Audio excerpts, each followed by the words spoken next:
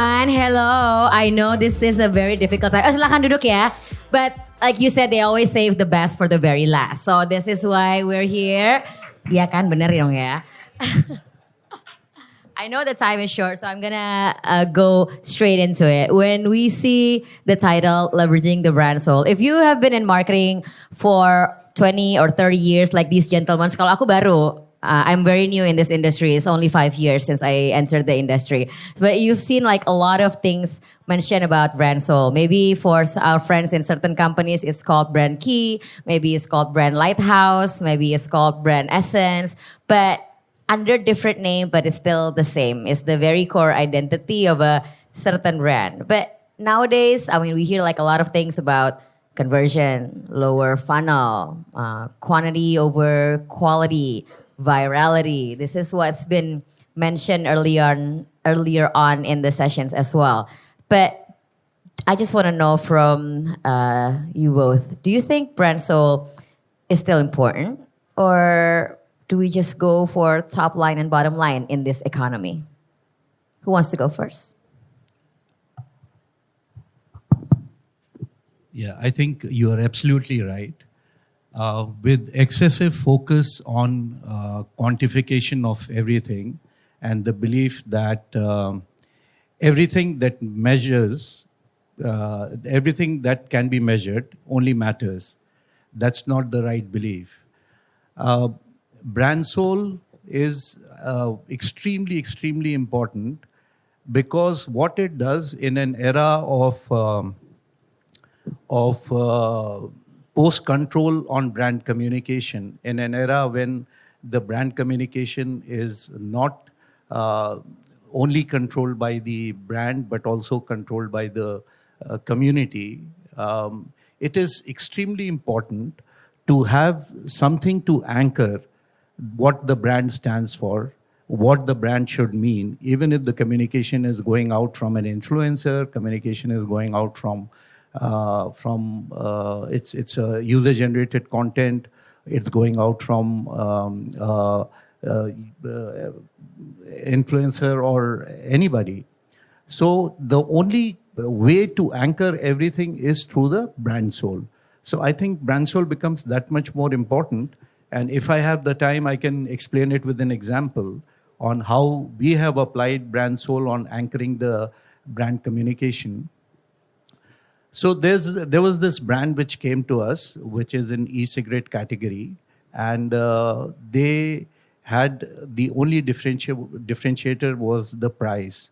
And they came to us and they said that we want to do a communication. And e-cigarette is a category which appeals only to the Gen Z very well. So the brand name is The Way. And when you talk about the price, all the agencies move from price to value. What we did was we went to the consumers, we tried to understand what is the Gen Z's attitude towards the price, and especially this brand was targeted to mid-low segment of Gen Z. And what we figured out was that for the Gen Z, price is a feeling and value is their identity. So we said, wow, this is a great insight. Instead of just talking about value for money or cheap, let's talk about this particular insight and extend the value to their identity and what the Gen Z mid-low segment feels that, you know, when they discover something of great value, when they do offline to online searching, buying from online to searching offline and buying offline, there is a sense of feeling smart. That's not the sense of, you know, buying something cheap or being a cheapster. So we came out with this whole strategy of brand soul being street smart, and that street smart could be leveraged into everything. It could be leveraged into street smartness in extracting best value from the product feature. It could be life hacks from the influencers. It could be always-on content which is talking about survival hacks and so on and so forth. And for this, I didn't need 30 seconds. I didn't need 1 minute. Within 5 seconds, the moment it is about street smartness, it was the brand. So I think brand soul is extremely important, and the conversation needs to move from just being cost efficient, but to value addition. from cost efficiency to value addition. That example, do you want to show it now or later on? Okay. So that I think cost is something that comes up like very, very often these days. So maybe we'll talk about it pretty much later. But maybe Mac has a view on how important brand soul is, or do you think it's not important? Should we just sell our soul? Sell soul to the devil. Ya sell our soul because kita WNI ya, jadi kita jiwanya juga lagi terguncang. Yeah, Iya. like so I think brand soul is essentially important because it somehow kind of give you a clarity and distinction about you and the other competitors, right? And it's just like we human. Brand is somehow it's an identity. For some people, it will come to the level of like how you dress, how you look, or how you present yourself. But if you're in the deeper meaning, actually it talks much more. It's about how you value yourself. It's about how you can, what is your purpose? What are you stands for? Right? So from that notion of understanding who you are, it gives you the ability to maneuver against the crowd of the competition and innovate more in the future. I see. So this is more like human, right? You really have to understand who you are first. You have to define it so that when you step forward, or maybe step backward, or maybe step sideward, or maybe you create an innovation that really stems from who you really are. Now, speaking about innovation, how does the brand soul influence the way Bang Jago does innovation? So I think if I can have a The slide maksudnya. slide, yeah. Mm-hmm. Can somebody have Pak Max slide, please? Yeah, so actually in Bang Jago, when we start everything, we start from our purpose. So as the name Bang Jago means the expert, right? Our purpose is to help you to be good at managing your money effortlessly. And then from there, how should we expand it, right? Since we are a bank, definitely in the digital age, we need to go from a mobile app, right? But having a mobile app in that crowded space will not bring so much advantage to the customers. So to give you a little bit context, in 2019, there is a gap between financial literacy and financial inclusion. As a financial literacy, Indonesia is only around 38%. While from the perspective of financial inclusion, it almost 67%. So you can understand the gap. Okay. Right? So there is the conclusion that we got at that time. People might have the access to digital or financial solution, but do they really know or understand how to use it? So therefore we come with what we call it the way. We, as the first who introduced the pocket concept in Indonesian banking landscape, we adopted from the local wisdom of putting money into envelopes. And because we believe that actually money will be just numbers unless you give purpose or you give context. And putting that money into envelopes will give context to that money. Imagine if you have 1 billion. It will be just 1 billion compared to if you have 100 million for the education, 200 million for the houses, right? So suddenly those amount of money become much more meaningful. And that's how we see the way. We introduced the pocket concept in banking. But we don't stop there. We did not stop there. We see that with the fast growing of digital platform, we thought that we need to embed ourselves within the ecosystem. That is how we build relevance, by connecting to variety of ecosystem from Gojek, Bibit Stockbit. Even now, we are just connecting to our Peluang. So if you can see, actually from these three item, we call it the functional enabler. And then we start to create the behavioral differentiator. and contextual relevance. So Jago was never designed to be just another banking app. Okay. So Jago is designed to help people managing money effortlessly supaya bisa kaya raya, nggak cuma hidup layak gitu kan ya, Mak, kira-kira ya. Okay. Yeah, thank you, Shanti. You understand the reference, right? Okay. So I think it's very interesting also that how you create innovation really stems a lot from who you really are. But just like people, I mean, like you mentioned that brands are like people, that's why they need to have soul. But just like people, brands also age, right?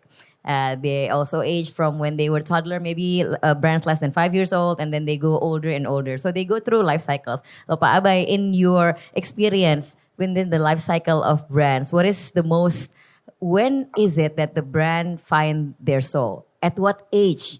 At what moment? Or maybe some example when you see that. Yeah, I think the brand soul should be identified for a brand right at the beginning, right at the birth. You know, we are not born without souls. Yeah, we are all born with souls, and so are the brands. And at DMP, we never do any content planning without communication planning, and we never do communication planning without brand soul searching. So brand soul searching is the center of everything that we do, and that is what gives the brands longer life. And at every life cycle stage of the brand, there's no work done without brand soul. And what it does is that it gives the anchor to the brand to transcend time. It gives anchor to the brand to transcend different forms of creative, different interpretations of creative, tactical communication, thematic communication, and it ties all those things together. I'll just show you an example. Can we have the video, please? This is a campaign that we did where the brand soul was for Gen Z, identified right from the beginning. E-cigarettes aren't just products. They're a lifestyle. But what do they get? Disappointments. Over and over again. Research shows the same recurring complaints. Flavor fades, inconsistent flavors, weird aftertaste, and enjoyable only at the start. But it's not just about the taste, it's about empty promises.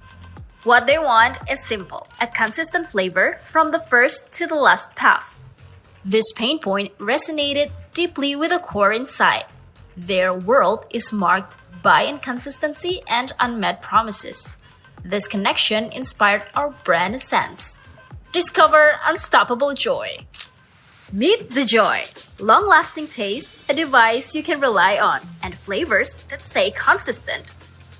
And from there, our campaign was born, Rasanya Bisa Dipegang. So how did it hit home? We started from the consumer tension, janji palsu. First, we sparked a real-world movement.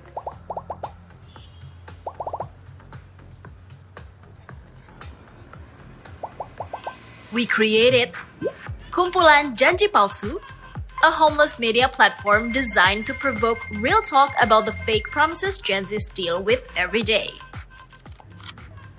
Kebanyakan tuh janji palsu dan ternyata menurut gue rasanya sama aja. The campaign sparked raw, relatable discussions that organically inspired a wave of UGCs. Why did it work? Because Gen Z hates ads that feel like ads. They trust content that feels organic, authentic, and connected to their reality.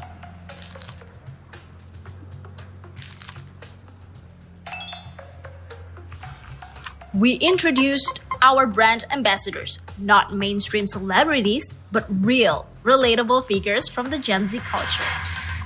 Omongan lo emang bisa dipegang.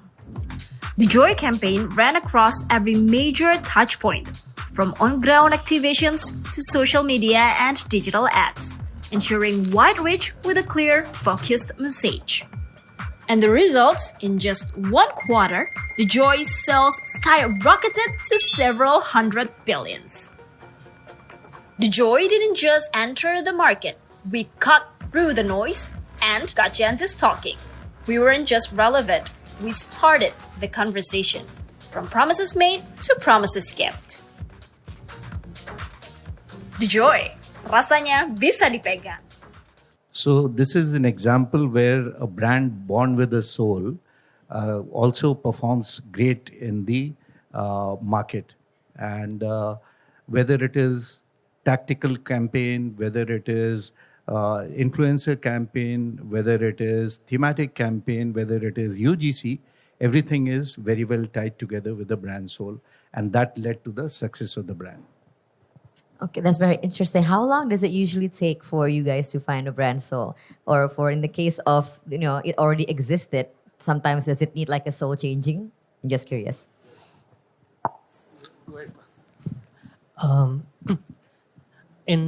I think in Jago case, we start the product with the purpose. So it took some time. Of course, we took some kind of a lot of homework and research, including understanding how people, local Indonesians using allocate their money. What will be the habit that they learn unconsciously from their childhood. Yeah. So we go through that all of those learning until we find out the sweet spot that we think this is what we should stands for. Lama ya jadinya ya? Yeah, it's a very, lama.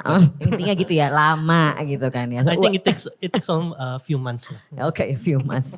What about you, Abhay? Yeah, I don't think we can put a time frame to that, but there is a process that we follow. If I can have the slide, I can share the process.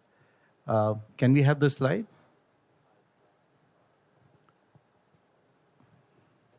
Yeah. So we have a process which we follow, and where right in the middle of the process is the soul of the brand, which is the intersection of the purpose of the brand and the value of the consumer. And then we start with the insights. Then we go to how to position the brand. Everything is deeply connected to the brand soul. Then we go into the content creation process, and we distribute the content with paid, owned, and earned media. Then there is a feedback loop, and then again you go back to the insight.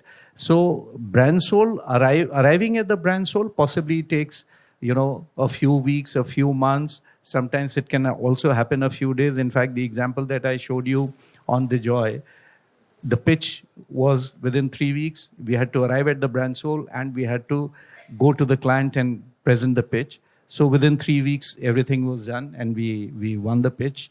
But I think what is more important is what is the process which is being followed. Mm-hmm. We follow the process of marketing value chain, and at every stage of marketing value chain, there is a alignment to the soul of the brand. Unfortunately, when there is extreme focus on cost efficiency, low cost, high number of content, we can't do all these things in a situation like that. Yeah, of course. Yeah, I think cost has always been mentioned a lot also, these days and time. But I'm interested because like these processes, of course, it requires a lot of, because I think soul is a very human term, right? It's something that only, of course, pets also have soul. But I mean, like in this context, we talk about human. It's very human. But I think in this day and age, even from the very beginning, we cannot escape the technology and the disruptions that it has had in our lives, even from decades ago. But maybe in just a few years back, we've seen it very, very apparent, right? The technology disruptions. I'm wondering with you, gentlemen, with today's technology transformation, is it becoming more challenging to stay human? Because brands are pretty much for humans, and it's should be crafted by humans and has a very humanly nature. But do you think it's harder to maintain that human side? And two, what should brands invest in to ensure that their soul doesn't get sold to technology or cost efficiency? Go ahead. So I think this is a very tricky question that always lingers on the brand side, whether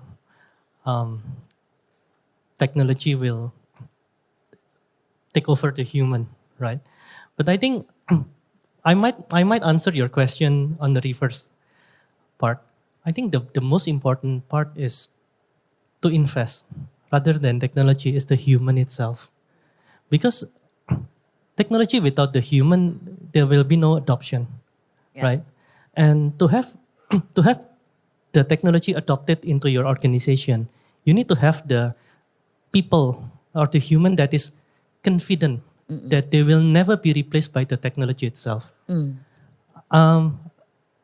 Like in Jago, we use technology in quite various way. One of them is by creating our communication materials lah. Apparently, I have my team here with me, who is the mastering on the AI for communications, right?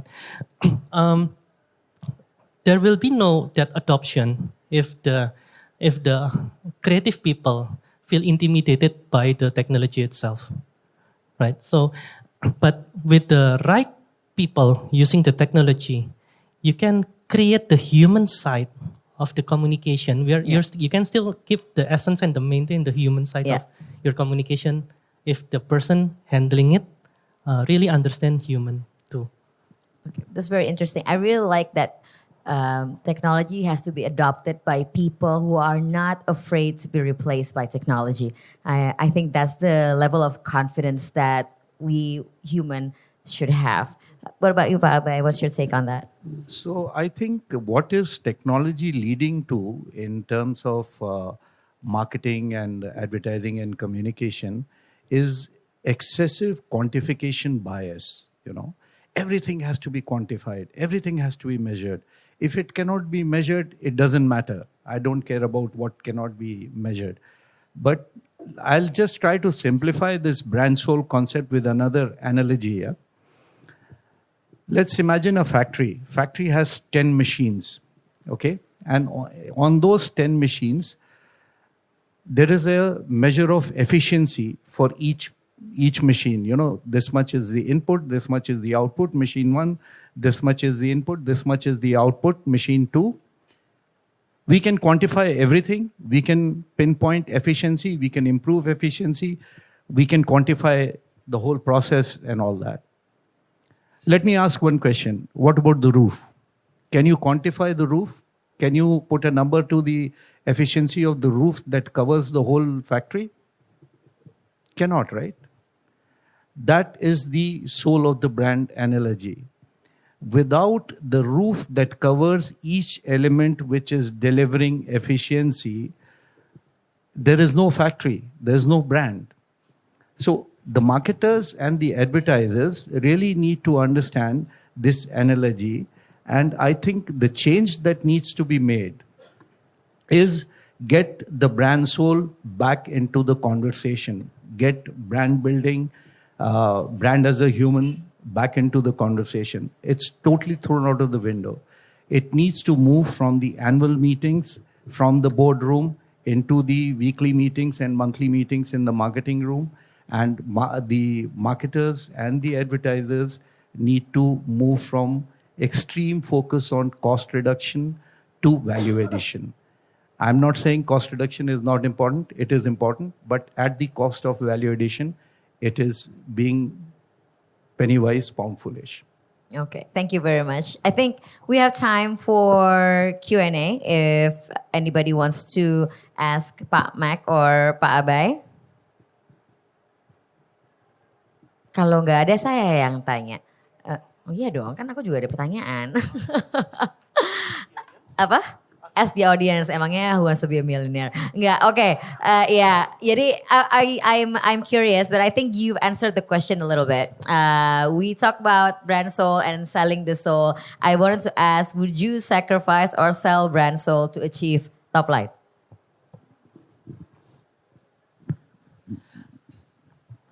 Or bottom line?